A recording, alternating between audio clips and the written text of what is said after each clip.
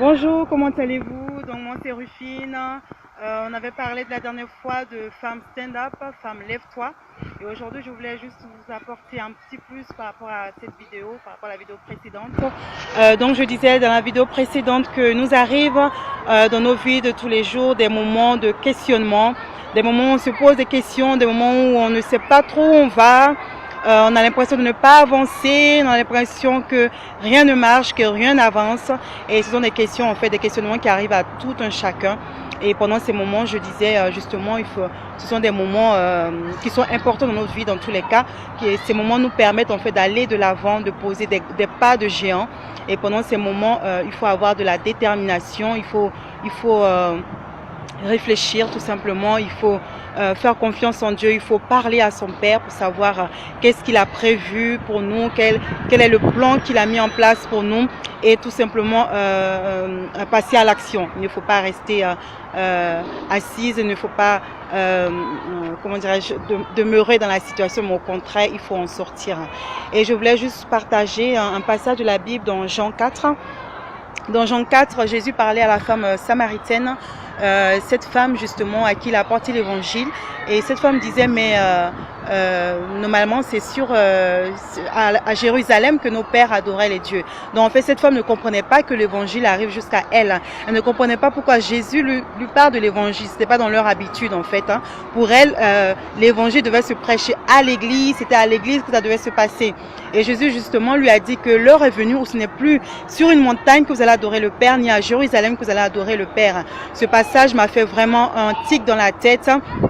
Ça m'a beaucoup parlé, ce passage m'a beaucoup parlé. En fait, Jésus voulait tout simplement dire à cette femme que, oui, et à nous aujourd'hui, ce n'est pas seulement à l'église que nous devons manifester Christ, la manifestation de Christ, la manifestation de l'œuvre de Dieu, de la gloire de Dieu, ce n'est pas à l'église, non, non, non, c'est à l'extérieur. Ce n'est plus à Jérusalem ni sur la montagne, mais c'est à l'extérieur.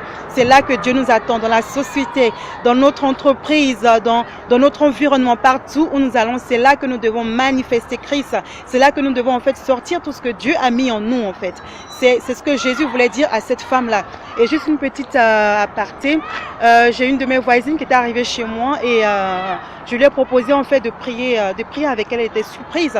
Elle disait mais on prie à l'église, on ne prie pas en dehors de l'église. Et je lui ai posé la question, mais tu n'as jamais prié chez toi? Elle m'a dit non. Moi, quand je veux prier, je vais à l'église et je allume ma bougie et je prie, je fais ma prière. Je dis, ok, j'ai compris, mais tu sais que Dieu, il est partout, Dieu, il est avec toi et si tu veux le prier, prier en fait, c'est parler à Dieu. Donc, tu peux tout simplement parler à Dieu. C'est une forme, c'est ça, prier.